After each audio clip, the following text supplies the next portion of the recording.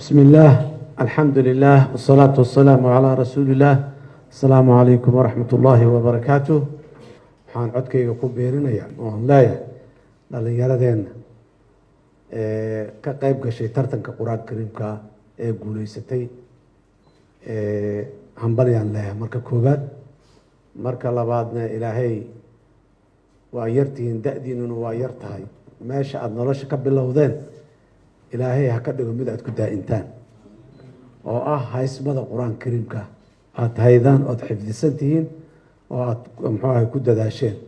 waxaan sidoo kale hambalyeynayaa waalidiintii hooyadii iyo aabihii iyo walaalihii iyo gurigii ay kasoo baxeen dadkii joogay ee ayagana sidoo kale ku dhiirigeliyey, ku waaliyey, ku canaantay, jaba joogay. intaa waxaan leeyahay hooyo iyo aabbo fiican ayaa tihiine sida hadda uu muxuu ahaay sheekh mukhtaar wasiirka uu sheegay, wanaagaas aada suubiseen intaad nooshihiin iyo noloshiina kadibba waa wax idin anfacaya, ilaahay ha idin barakeeyo.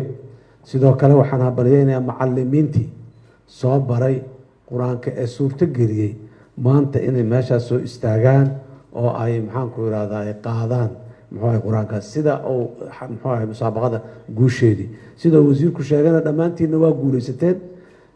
macalimiintiinii iyo waalidiintiin iyo degmooyinkii iyo dowlad goboleedyadii aad ka timideenna runtii way guuleysteen. ayagana wax lagu tilmaamo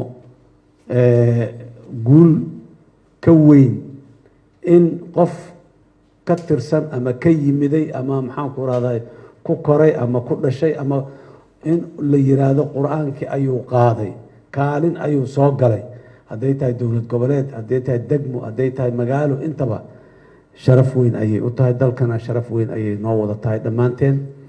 marar badanaan sheegay dowladdu waxay mas-uul ka tahay mar kasta waxa dadka ka dhaxeeya ay wada leeyihiin oo degaan gaara iyo reer gaara iyo maxaanku raha koox gaara aanay lahayn. waxaasna dadka soomaaliyeed waxaa koow uga ah qur-aanka kariimka ah, diinta islaamka waa waxa dadku ay wada leeyihiin oo degaan gaara iyo reer gaara iyo aanay lahayn. sidaas daraaddeed dowladdu mas-uuliyada ka saaran waxaas dadku ay wada leeyihiin ee wanaagsan. dabcan wax xun dadku ma wada lahaadaan, wixii xun dadka qaar unbaa leh, haddiiba dad leeyihiin qaara leh, laakiin waxa wanaagga waaye waxa la wada yeesho oo qofkii aan ku dadaalin wanaaggaas xataa maalinta wanaaggaas la sheegi tago dhinacuus uga faanaya oo muxuu ka sheeganaya. guushu waa aabbayaal badan taha la yidhaha mar walba, guul daraduna waa gablan. diinta islaamka iyo wanaaggeeda